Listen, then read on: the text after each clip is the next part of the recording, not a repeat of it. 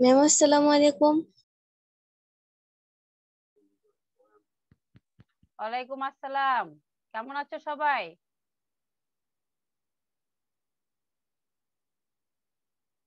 Hello. আসসালামু আলাইকুম miss. ওয়ালাইকুম আসসালাম। ভালো আছো?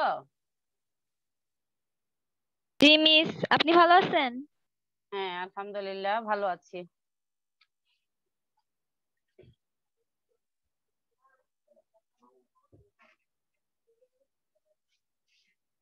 সবাই দেখতেছে কালি গায়ে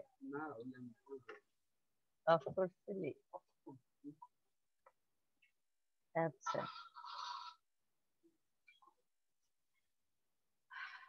কতজন আসলো? লামিয়া আসছে, তাসনিম আসছে, আফিয়া, জয়নাব, সারা আসছে, মালিহা আসছে, মেহজাবিন, তিশা। 5 জন আসছে মাত্র। আচ্ছা শোনো, তোমাদের তো প্রথম অধ্যায়টা শেষ হয়ে গেল, গৃহ ব্যবস্থাপনা। এখন তোমাদের আছে হলো অনুশীলনী প্রশ্ন। অনুশীলনীর প্রশ্নগুলো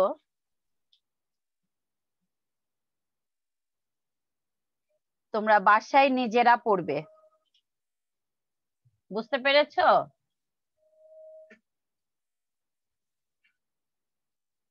আমার কথা কি শুনতে পারছো না কে? জি মিস। আচ্ছা, তাহলে অনুশীলনী, বহু নির্বাচনী, এই যে সৃজনশীল, এগুলো তোমরা নিজেরা পড়বে। কারণ যেহেতু পুরো অধ্যায়টা পড়ানো হয়েছে, সেটার উপরে ভিত্তি করে এই বহু নির্বাচনী আর হলো সৃজনশীল পারার তো কথাই। আর প্রত্যেকটা প্রশ্ন আমি দেখো SW হিসাবে করে দিয়েছি, এইগুলোর ভিতরে এই প্রশ্নগুলো আছে। তোমরা একটু নিজেরা বুদ্ধি খাটিয়ে দেখে নিবে। আচ্ছা, আজকে পড়াবো দ্বিতীয় অধ্যায়। দ্বিতীয় অধ্যায়ে কি আছে? গৃহ ব্যবস্থাপক। গৃহ ব্যবস্থাপক থেকে আমি পার্ট 1 পড়াবো, গৃহ ব্যবস্থাপকের গুণাবলী। গৃহ ব্যবস্থাপক মানে কি? গৃহকে যে পরিচালনা করে, কোনো কাজকে যে ব্যবস্থা করা হয় সেইটাই কিন্তু, ঠিক আছে? যে পরিচালনা করে তাকেই তো ব্যবস্থাপক বলে। তার কি কি গুণ থাকতে পারে সেই সম্পর্কে এই যে পার্ট 1 এ বলা হয়েছে। পার্ট 1 টা কিন্তু অনেক বড়, দেখি কতটুকু পড়াতে পারি। একটা মানুষের অনেক গুণ থাকতে পারে, এই প্রত্যেকটা গুণই এখানে আলোচনা করা হয়েছে। তাহলে আমি শুরু করলাম। দেখো, প্রতিটি মানুষ কতগুলো ব্যক্তিগত ও সামাজিক কারণে গৃহের প্রয়োজনীয়তা অনুভব করে। এটা কথাটা সহজ, কিন্তু দেখো একটু আরেকটু সহজ ভাবে বোঝায়। প্রতিটি মানুষ, যেমন তোমার পরিবার, আমার পরিবার বা অন্য কারো পরিবারের কতগুলো ব্যক্তিগত সামাজিক কারণে, তোমার ব্যক্তিগত কিছু কারণ আছে আর সামাজিকতার কিছু কারণ আছে। যেমন ধরো ব্যক্তিগত, তোমার যেটা প্রয়োজন, তোমার নিজের প্রয়োজন, তার জন্য তুমি তোমার গৃহের ব্যবস্থাটা করো, যে এইভাবে না ওইভাবে আমার এই জিনিসটা আনতে হবে, এই জিনিসটা আমার লাগবে, এই জিনিসটা আমার অবশ্যই প্রয়োজন। বা তোমার ভাই বোনদের জন্য, তোমার বাবা মায়ের জন্য, তোমার নিজের জন্য। আরেকটা হলো সামাজিক কারণে। সামাজিকটা হলো যেমন দেখো এখনকার দিনে মানুষ যখন একটা বর্তমান যে এক্সাম্পল সেটা আমি বলছি, যেমন কোনো বাসা যদি তুমি ভাড়া নিতে যাও, একটা ফ্ল্যাট যদি তুমি ভাড়া নাও, তাহলে তুমি কি দেখবে তোমার রুম লাগবে 2টা বা 3টা, তার সাথে তোমার একটা ড্রয়িং ডাইনিং এর প্রয়োজন হয়। কারণ একটা মেহমান আসলো, বাইরের কোনো লোক আসলো, তারপরে তোমার বড় ভাইদের বন্ধু বান্ধব হতে পারে, তোমার বন্ধু বান্ধব হতে পারে, তারা কোথায় বসবে? বাবা মায়ের বেডরুমে বসবে, তোমার বেডরুমে বসবে? একটা আনইজি ফিল মনে হয়। তাই কি করো, তোমরা দেখো ছোটখাটো হইলেও একটা ড্রয়িং রুম আছে কিনা, ওখানে সোফা ফেলানো যায়, ঠিক আছে, টিভি রাখা সিস্টেম আছে, তোমার সুবিধা মতে যেই তোমার প্রয়োজনীয়। এই যে এটা হলো সামাজিক কারণ। এরপরে আসো মানুষের জীবনের লক্ষ্যসমূহ অর্জনে গৃহের ভূমিকা অপরিসীম। আমি এই রিডিংটা পড়ে তারপরে একটু বলছি। পরিবারের সব সদস্যদের আন্তরিক ইচ্ছা, একে অন্যের প্রতি সহযোগিতা ও সমঝোতার মাধ্যমে গৃহেই পরিবারের শান্তি প্রতিষ্ঠিত হয়। তবে এজন্য প্রয়োজন হয় সঠিক ও দক্ষ গৃহ ব্যবস্থাপনার। সুষ্ঠু গৃহ ব্যবস্থাপনা একটি সাধারণ গৃহকেও অনন্য সাধারণ করে তুলতে পারে।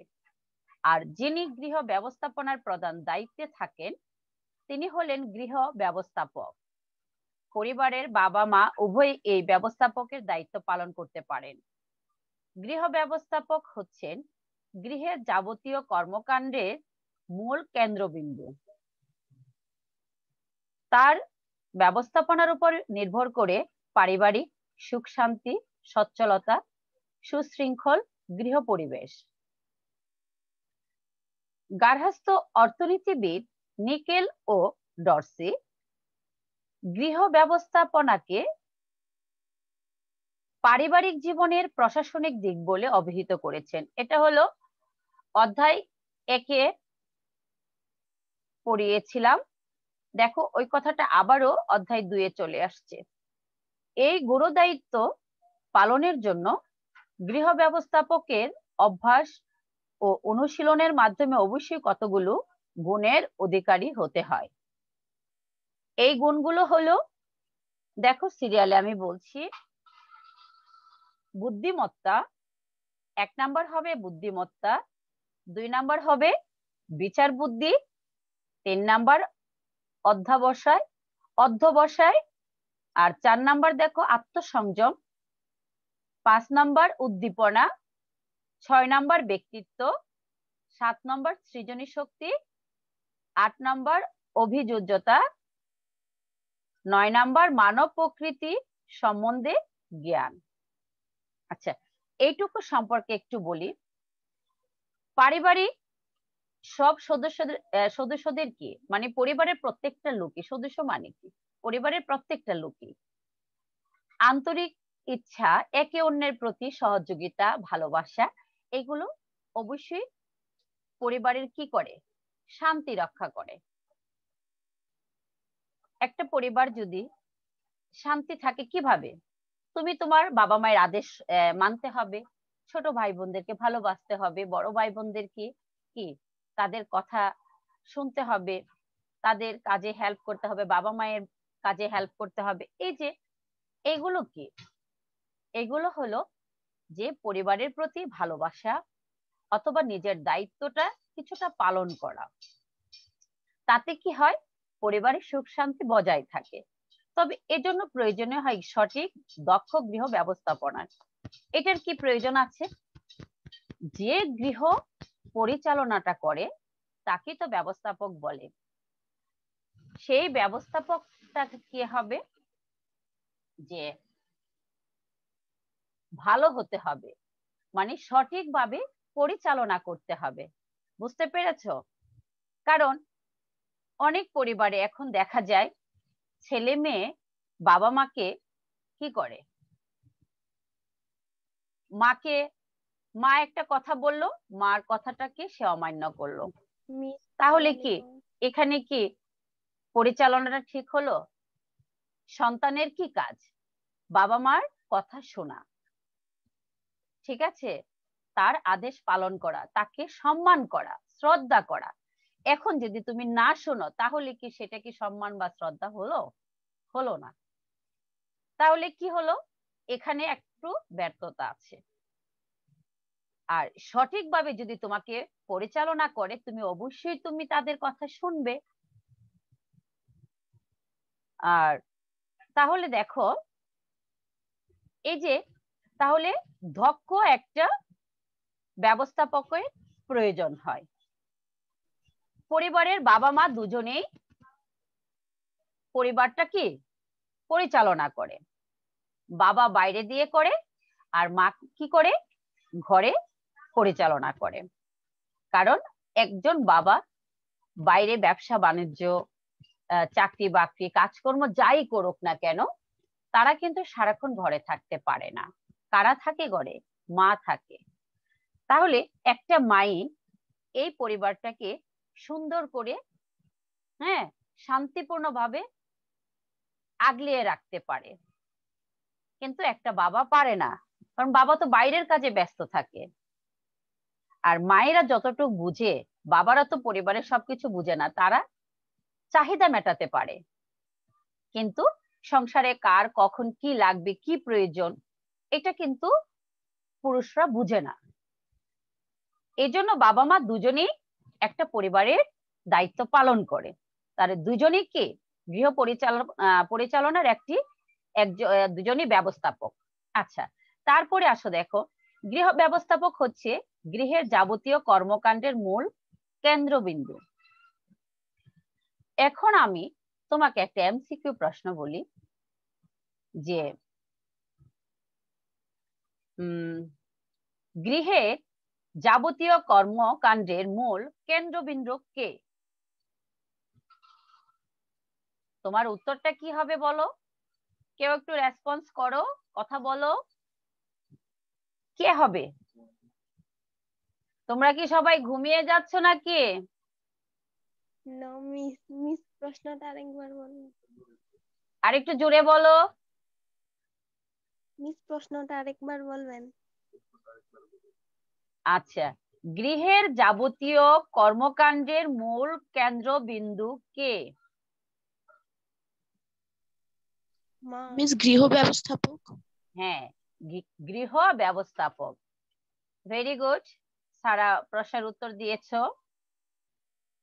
এই যে আমি যে রিডিংটা পড়ছি, শুধু রিডিংটাই পড়ছি না, এই রিডিংটার ভিতরে অনেক প্রশ্ন লুকিয়ে আছে। জাস্ট দেখো একটা এমসিকিউ বললাম, এটা জ্ঞানমূলকও হতে পারে। এরপরে আসো যে তার ব্যবস্থাপনার উপর নির্ভর করে পারিবারিক সুখ শান্তি সচ্ছলতা সুশৃঙ্খল গৃহ পরিবেশ কি বজায় থাকে, এটা আমি আগেই বলেছি। আচ্ছা, গার্হস্থ্য অর্থনীতিবিদ নিকেল ও ডোরসি। এখন এখানে আরেকটা প্রশ্ন আমি বলতে পারি, গার্হস্থ্য অর্থনীতিবিদ কে? এখন বিভিন্ন দুইজন দুইজন করে নাম দিয়ে দিলাম, কিন্তু তোমার পাঠ্য বইয়ে তুমি কার নাম পড়েছো? নিকেল ও ডোরসি। আচ্ছা, এখন সনটাও কিন্তু দেওয়া আছে 1950, ঠিক আছে, 1950। এরপরে আসো, গৃহ ব্যবস্থাপনাকে পারিবারিক জীবনের প্রশাসনিক দিক বলে অভিহিত করেছেন। এখানে আমি আরেকটা প্রশ্ন তোমাদের করতে পারি, গৃহ ব্যবস্থাপনাকে পারিবারিক জীবনের প্রশাসনিক দিক হিসাবে কে অভিহিত করেছেন? দেখেছো, একটা লাইনের মধ্যে আমি দুইটা প্রশ্ন তৈরি করে দিলাম। কে করেছেন? প্রশাসনিক দিক হিসেবে কে অভিহিত করেছেন? নামটা বলো তো, কে বলতে পারো? মিস নিকেল ও ডোরসি।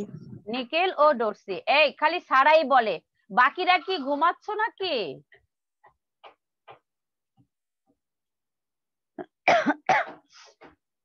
আচ্ছা, এরপরে আসো, গৃহ ব্যবস্থাপক তার শক্তি সামর্থ্য ও বিভিন্ন মুখী দক্ষতার জুড়ে এই প্রশাসনকে সার্থকভাবে এগিয়ে নিয়ে চলেন। এই গুরুদায়িত্ব পালনের জন্য গৃহ ব্যবস্থাপকের অভ্যাস অনুশীলনের মাধ্যমে অবশ্যই কতগুলো গুণের অধিকারী হতে হবে। দেখো কি অধিকারী হতে হবে, গুণগুলোর নাম আমি বলেছিলাম। তাহলে আমি প্রথম গুণটাই দেখি, বুদ্ধিমত্তা। বুদ্ধিমত্তা মানে হলো, দেখো যে তোমার একটা কাজ করেছো, এই কাজটা করতে তোমার কি কি ভাবে করা যাবে, কত সহজে করা যাবে, কাকে দিয়ে করানো যাবে, এটা একটা বুদ্ধির পরিচয়। এটাই হলো বুদ্ধিমত্তা। দেখি বুদ্ধিমত্তায় পাঠ্য বইয়ে কি লিখেছে। একজন গৃহ ব্যবস্থাপককে অবশ্যই বুদ্ধিমান হতে হয়, এটা অবশ্যই সহজ কথা।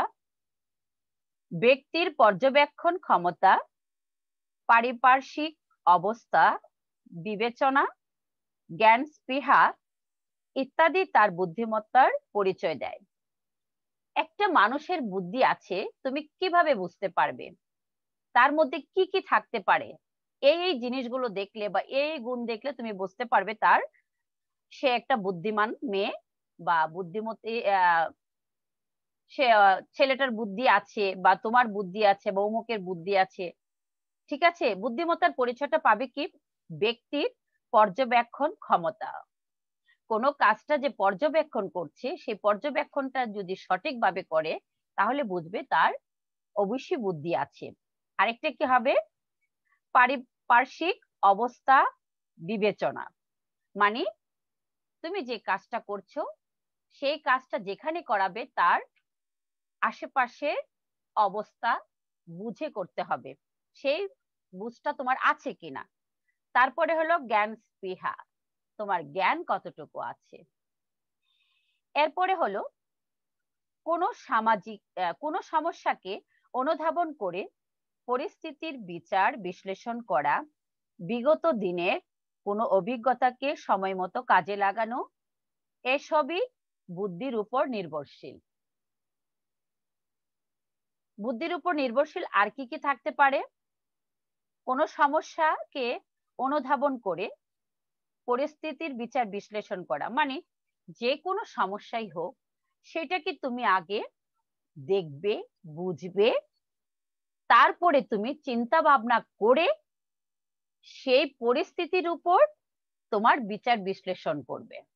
এরপরে কি করবে, বিগত দিনের মানে পিছনে যে দিনগুলো গেছে সেই দিনগুলোর কিভাবে কাজগুলো হয়েছিল সেই অভিজ্ঞতা তুমি নিবে, সেই অভিজ্ঞতাকে সময় মতো কাজে লাগিয়ে তোমার এই বুদ্ধি কাজে লাগাতে হবে।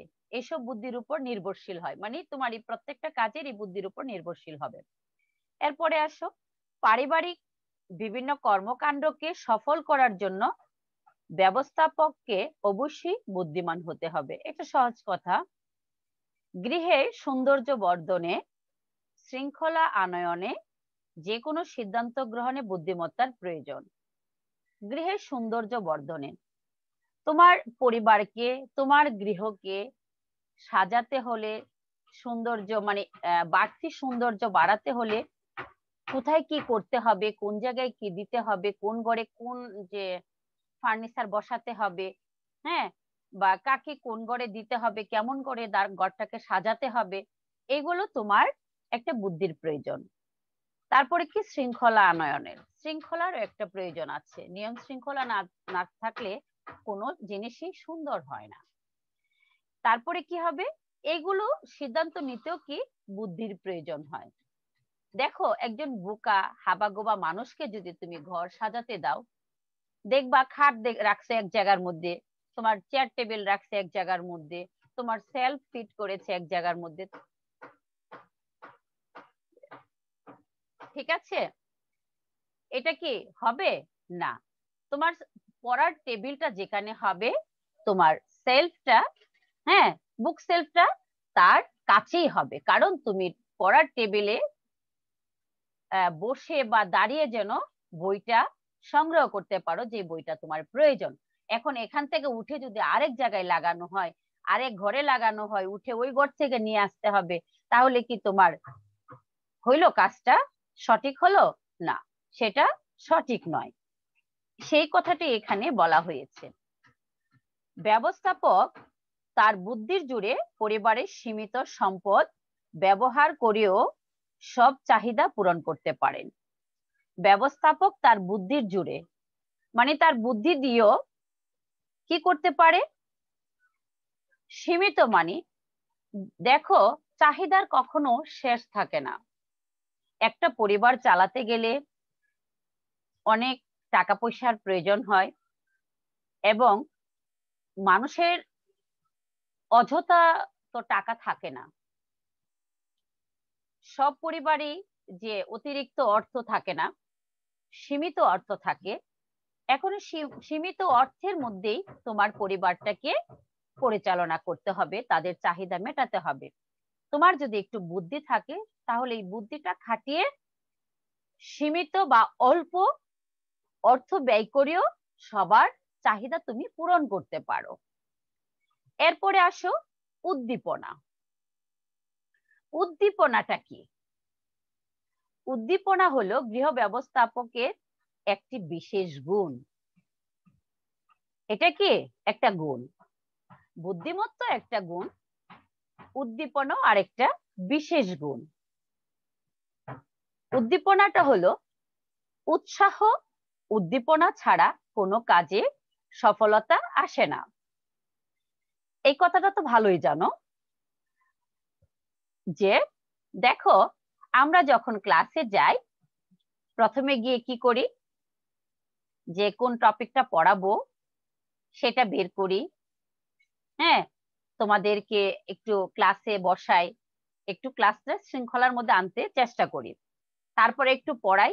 যখন দেখি তোমরা একটু মানে পড়াতে গিয়ে, কারণ একটার পর একটা ক্লাস হতে থাকে তাই না, তোমরাও একটু অস্থির হয়ে যাচ্ছ, তখন কি 5 মিনিট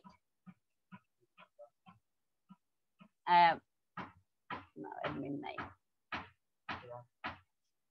5 মিনিট কি করি, বা 10 মিনিট বা 5 মিনিট 6 মিনিট একটু তোমাদের আনন্দ দেওয়ার জন্য কোনো বিষয় সম্পর্কে, মজার কোনো বিষয় সম্পর্কে কথা বলি তাই না, বা একজনকে জিজ্ঞেস করি, যেন তোমাদের অলসতা অথবা যে অনেকক্ষণ ক্লাস করেছো যে একটা বিরক্তি সেটা চলে যায়। তোমাদের হাসাতে চেষ্টা করি, তোমাদের একটু আনন্দ দিতে চেষ্টা করি তাই না। এটাই হলো একটা উদ্দীপনা। এই সময় এসেছে, আমি তো সময় দেখতে পাচ্ছি না, তোমাদের কি সময় আসছে? বলো না কেন? নো মিস, আমার কাছে তো আসেনি। আসে নাই না? আচ্ছা, সময় আসলে একটু নো বলো। মিস। আর তোমাদের শোনো, তোমাদের রোলটা একটু টেক্সট করে পাঠিয়ে দাও, নামটা আর রোল নাম্বারটা পাঠিয়ে দাও আস্তে আস্তে করে। হ্যাঁ, নাম এবং রোল দুইটাই পাঠিয়ে দাও। আমি এখন নাম সহকারে তুলবো তোমাদের হাজিরাটা। আচ্ছা, তারপরে আমি বলতে থাকি, তোমরা শুনতেও থাকো আর নাম রোলটা টেক্সট করে পাঠিয়ে দাও। আচ্ছা, এরপরে দেখো, যখন যে কাজের প্রয়োজন দেখা দেয় তখন সে, হ্যাঁ বলো। মিস আমাদের না নতুন রোল দিছে, ওটা দিব নাকি আগেরটাই দিব? সবাই কি রোল পেয়েছো? জি মিস। আচ্ছা, যদি সবাই রোল পেয়ে থাকো তাহলে নতুন রোলটাই দাও। বুঝতে পেরেছো? আমি নাম এই জন্য নাম দিয়ে দিবে সাথে, আমি নামের সাথে রোলগুলো আমি আবার সিরিয়াল করে নিব। বুঝতে পেরেছো? তোমাদের কাছে কি এই যে সবার কমার্সের নাম এবং রোলের তালিকা আছে? লিস্টটা কি আছে? জি মিস। সবার রোলের লিস্ট আছে? জি মিস। আচ্ছা, না একজন একজনের আছে, একবারে আছে না, যে কয়জন আছো একসাথে আছে কিনা সবার? নো মিস, একবারে আছে মিস, একসাথে আছে। শুধু কমার্সের জন্য বলছি। যদি একসাথে মিস লিস্টটা জি মিস, থাকে, শুধু কমার্সেরই। হ্যাঁ কমার্সেরই একসাথে সবার লিস্টটা যে রোলটা যদি থাকে, আমার এই যে মেসেঞ্জারে তোমরা একটু পাঠিয়ে দিও। আমার মেসেঞ্জার কার জানা আছে? মিস আমার। মেসেঞ্জারে আফিয়ার আছে, সারা? জি মিস। আচ্ছা, তুমি একটু আমি তোমাদের এই লিস্টটা পাঠিয়ে দিও কমার্সের, ঠিক আছে? জি মিস। আচ্ছা মিস ঠিক আমি আছে, তো ওকে। আগের রুলটাই পাঠিয়ে দিয়েছি। পাঠালে তোমাকে ধন্যবাদ দিব, এবং এখন রাজি হয়েছে বলে তার জন্য ধন্যবাদ দিচ্ছি। আচ্ছা, না এরপরে মিস, আসো, সমস্যা নেই। তোমরা তাহলে রোল আর নামটা পাঠিয়ে দাও, আমি সিরিয়াল করে নিব নে। মিস আমি আগের রুলটা পাঠিয়েছি, কিছু হবে? তুমি আগের রোলটা আগের রুলটা পাঠিয়েছো আফসানা? জি মিস, জি মিস, আচ্ছা ঠিক আছে, নাম তো আছে সাথে, জি মিস। আমি ইয়ে করবো রে, দেখে নিব নে, নাম অনুসারে দেখে নিব। ওকে এখন আবার নাম দিয়ে নতুন রোলটা পাঠিয়ে দাও, মিস। তাহলে এখানে আমি মিলিয়ে নিব, নিয়মটা আমি ঠিক আছে? বুঝতেছি। মিস এখানে লিস্টার আমি কিছু বুঝতেছি না, এই জন্য আমি আর কি ওটা দেখতে পারতেছি এই না যে একটু কিভাবে। সাউন্ডটা আমি বুঝতে পারছি না, একটু জোরে বলো বাবা। মেসেঞ্জারে যে লিস্টটা পাঠাইছে ওইটার কিছু বুঝতেছি না, রুল লেখা আচ্ছা আছে আচ্ছা মানে ঠিক রুল। আছে, ওকে ওকে, মেসেঞ্জারে পাঠালো, আমি লিস্ট অনুসারে ও আচ্ছা, তুমি বুঝতে পারছো না? আচ্ছা জি আমি মিস। দেখি নেই, এখন তো আমি দেখি নাই, আমি দেখলে তারপরে আমি পরবর্তী ক্লাসে বুঝিয়ে দিব নে যে কি দিয়ে কিভাবে কি হয়েছে, আমি না দেখে তো এখন কিছু বুঝতে পারছি না। মিস লিস্ট দিয়ে দিয়েছে। আচ্ছা ঠিক আছে, খুব ভালো হয়েছে, অনেক অনেক ধন্যবাদ তোমাকে।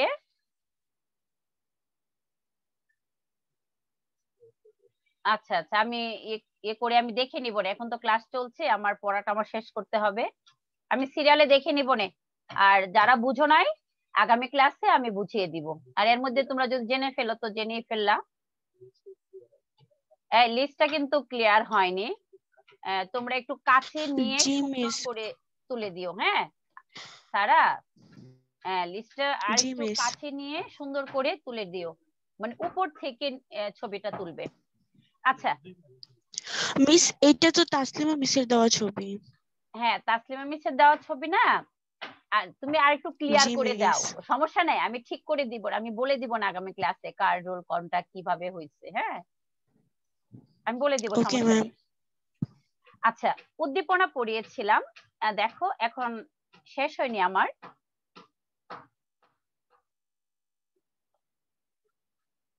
আচ্ছা, যখন যে কাজের প্রয়োজন দেখা দেয় তখন সে কাজের গুরুত্ব সম্বন্ধে বিশ্বাস রেখে নিষ্ঠার সাথে কাজটি সম্পূর্ণ করার চেষ্টাকে উৎসাহ উদ্দীপনা বলা যেতে পারে। এরপরে আসো, গৃহ ব্যবস্থাপকের এই গুণটি অন্য সদস্যের মধ্যে সঞ্চারিত হয়ে যায়। উদ্দীপনা থাকলে আগ্রহ আনন্দের সাথে সব কাজ সম্পন্ন করা যায়। আবার দেখা যায় উৎসাহ উদ্দীপনার অভাবে অনেক পরিকল্পনা বাস্তবায়িত হয় না, ফলে লক্ষ্য অর্জনও সম্ভব হয় না। এই যে কথাটা দেখো, এক্সাম্পলে দেই কি আমি, আমরা যে বছর শেষে আমরা যে খেলাধুলা, স্পোর্টস এর কথা বলি, সাংস্কৃতিক অনুষ্ঠান বলি, মিলাদ মাহফিল বলি, এগুলোতে আমরা কিছু অংশগ্রহণের ব্যবস্থা করি। দেখো এখানে প্রায় 1000-এর উপরে স্টুডেন্ট আছে আমাদের স্কুল এন্ড কলেজে, তারপরেও দেখো সবাই কি আসে অনুষ্ঠানে অংশগ্রহণ করতে, বলো আসে সবাই? আসে না। দেখো নো এক মিস। একজনে দেখো ম্যাডামদের পিছনে পিছনে ঘুরতে থাকে, ম্যাডাম আমি কিন্তু নাম দেব, আমি নাম দেব, আমি এটা করব, আমি ওইটা করব, মানে যাচাই বাছাই করতে গেলে বাদ হয়ে গেল, দেখো ম্যাডামকে বারবার রিকোয়েস্ট করতে থাকে, হ্যাঁ ম্যাডাম আমাকে এটা দেন, আমি আরো একটু ভালো করব, চেষ্টা করব। এইগুলো মানে কি? আগ্রহ, এটাই উৎসাহ এবং আগ্রহ। এই উৎসাহ আগ্রহ যদি না থাকে, হ্যাঁ জীবনের অনেক পরিকল্পনা অনেক কিছুই হ্যাঁ বাদ পড়ে যায়। আর 10 মিনিট আছে, এখন হলো বিচার বুদ্ধি। বিচার বুদ্ধিটাই আজকে পড়াবো। পুরোটা শেষ করে আরেকটা ক্লাস, সামনের ক্লাসে তোমাদের আমি SW দিব। এই ক্লাসে আজকে SW দিব না, কারণ পুরোটা গৃহ ব্যবস্থাপকের 9টা পয়েন্ট গুণাবলী যে 9টা, সে ভালো করে বুঝিয়ে তারপরে তোমাদের SW দিব। বিচার বুদ্ধি। সংসারে ন্যায় অন্যায়, ভালো মন্দ ইত্যাদি বিশ্লেষণ করে নিরপেক্ষ রায় দেওয়ার সামর্থ্য যার ভালো, তাকে বিচার বুদ্ধি সম্পন্ন ব্যক্তি হিসেবে বিবেচনা করা হয়। জীবনের প্রতি ক্ষেত্রে একজন গৃহ ব্যবস্থাপকের বিচার বুদ্ধি থাকা প্রয়োজন। বিভিন্ন সময়ে বিভিন্ন বিষয়ে নানা রকম জটিলতা দেখা দেওয়াটাই স্বাভাবিক। সেসব জটিলতা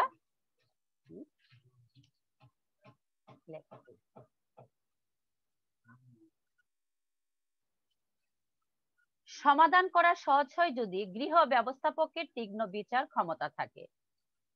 পরিবারের প্রয়োজনে কোন জিনিসটি বেশি গুরুত্বপূর্ণ, আবার কোন জিনিসটা না হলে চলে, এসব ভেবে দেখা ও সঠিক সিদ্ধান্ত নেওয়াটা বিচার বুদ্ধিসম্পন্ন গৃহ ব্যবস্থাপকের কাজ।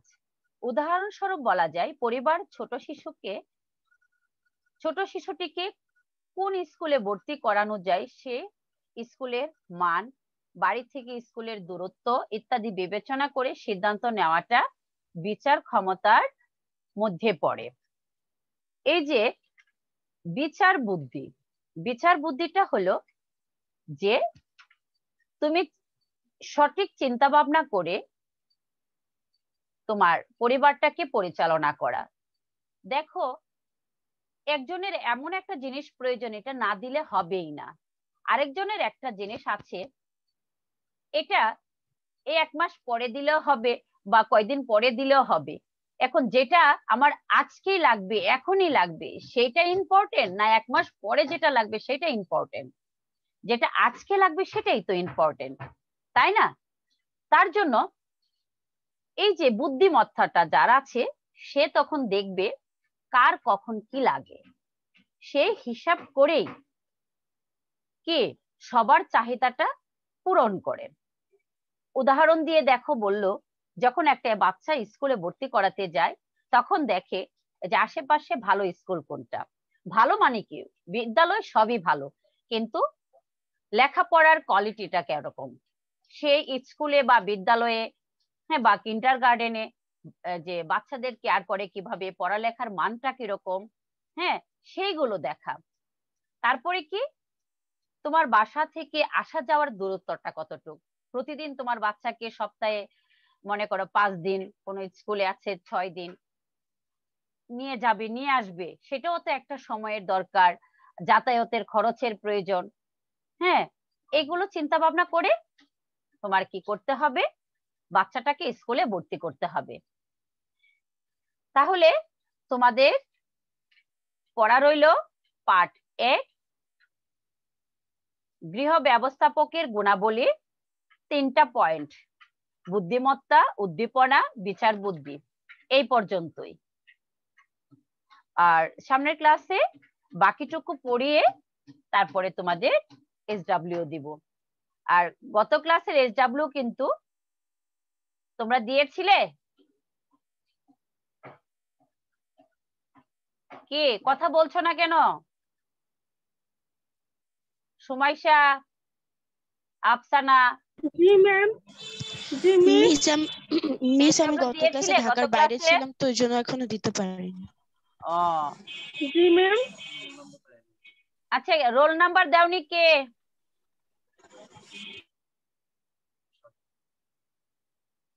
কে দাওনি একটা রোল?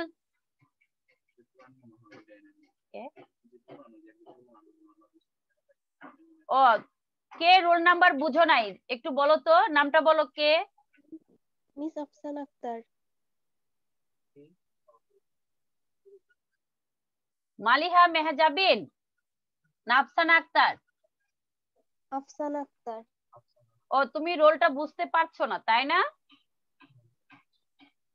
জি মিস, আচ্ছা, আমার রোল কি এখানে আগেরটাই আছে নাকি, মানে 70 ছিল?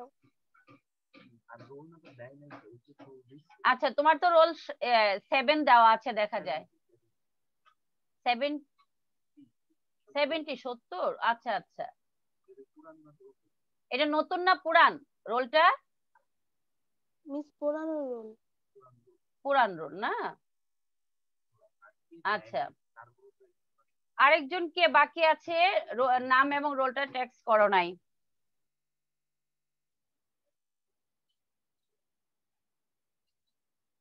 আচ্ছা আমি একটু বলছি দেখো এর মধ্যে কারা কারা আছো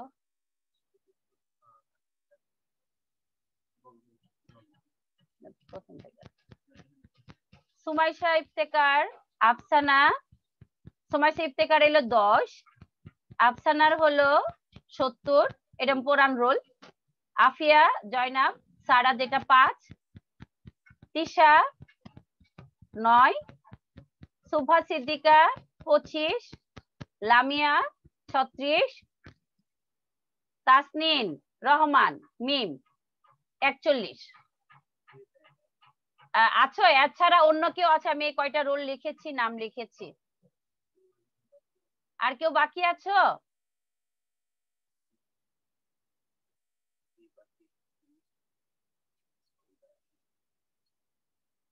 আর কেউ আছো বাকি তাসনিম রহমান হ্যাঁ এটা তো লিখেছে 41 ঠিকই আছে আচ্ছা ঠিক আছে আমার আর আছে মাত্র 2 মিনিটের মতো সময় আর আজকে প্রেজেন্ট হয়েছে মাত্র কয়জন 1 2 3 4 5 6 7 7 জন কিন্তু তোমরা আছো 8 জন রোল আসছে নাম আসছে হলো 7 জন বাকিরা গিয়েছে কোথায় আরেকজন আছে কে কোথায় আছো বা নামটা রোলটা বলো না কেন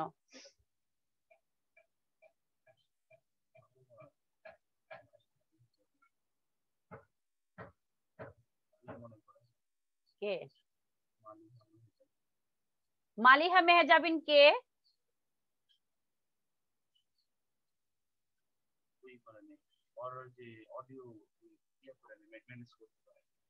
এই মালিহা মেহজাবিন তোমরা চিনো ওকে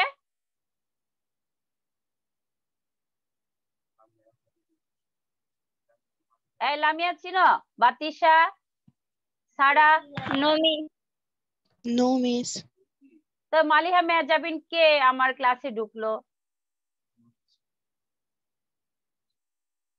আমি তো বুঝতে পারছি না আউট থেকে ঢুকে গেল কিনা না নতুন মাইক্রোফোনও বন্ধ